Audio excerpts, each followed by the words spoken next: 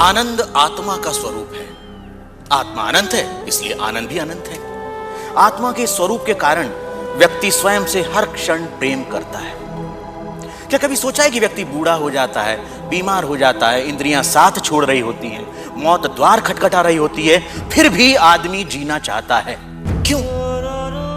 क्योंकि हर व्यक्ति स्वयं से हर क्षण हर समय प्रेम करता है। यदि दुख स्वयं का स्वरूप होता तो क्या मनुष्य कभी स्वयं से इतना प्रेम करता? सुख भीतर है तो मनुष्य बाहर संसार के पीछे भागता क्यों है? क्योंकि वह स्वयं से प्रेम करता है।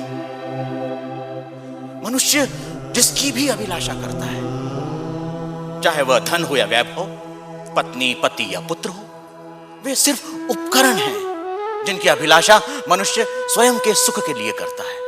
मनुष्य अपनी प्रियतम वस्तु या संबंधी को भी छोड़ देता है यदि वह वस्तु या वे संबंध दुख का कारण हो जाए। इसलिए मनुष्य सबसे अधिक स्वयं से प्रेम करता है। कोई भी व्यक्ति, चाहे वह संसार को पाने या संसार को छोड़ने की राह पर ही क्यों न चल रहा हो, वह स्वयं के लिए ही है।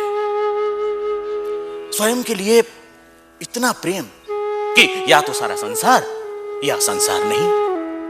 स्वयं के प्रति इतना प्रेम ही आत्मा के सुख स्वरूप का प्रमाण है। यदि ऐसा नहीं होता तो मनुष्य दुखों से प्रेम करता। चूंकि अज्ञानतावश हम अपने आनंद स्वरूप को नहीं जानते, इसलिए इस आशा में संसार और वस्तुओं के पीछे भागते रहते हैं कि वह हमें छोटे छोटे सुख देगी। यह ठीक वैसा ही है कि जो सुखों का स्वामी है, राजा है, वह खुद को भिखारी समझ दूसरों से इसकी उम्मीद करता है। यही है अज्ञान की शक्ति। इसलिए राजे, संबंधों का और वस्तुओं का सुख स्थायी नहीं होता, परंतु आत्मा का आनंद असीम होता है। वो कैसे स्थायी है? राजे, जब भी हम किसी प्रिय व्यक्ति या प्रिय वस्तु को देखते हैं तो उससे आनंद होता है। इस आनंद को शास्त्र प्रिय कहते हैं। और जब हम उस वस्तु को पा लेते हैं या उस व्यक्ति से मिल लेते हैं तब वह आनंद कई गुना बढ़ जाता है। उसे मोद कहते हैं।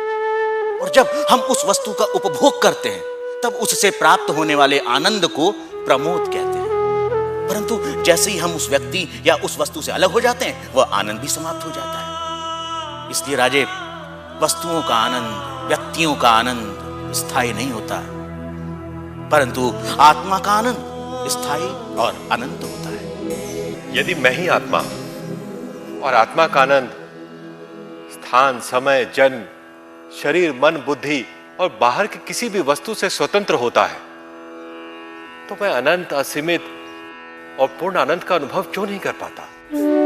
राजे, यदि तुम अपनी आंखें बंद करोगे तो अंधेरा ही दिखाई देगा। जब तक तुम शरीर, मन, बुद्धि, संसार, वस्तुएं, रस, भाव और विचारों की ओर ही देखोगे, तब तक तुम उस अनंत, असीमित और पूर्ण का अनुभव नहीं कर सकोगे। इसमें गलती आत्मा की नहीं, हमारे दृष्टिकोण की है।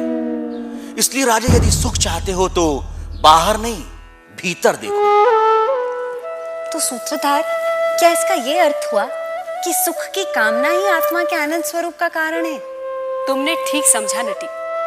इसीलिए पूरा जीवन हम सुख की तलाश में रहते हैं।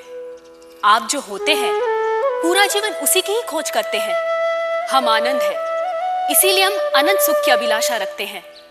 इस सत्य को ना जानना ही दुख का कारण है। इसीलिए नटी, बाहर नहीं, भीतर देखो।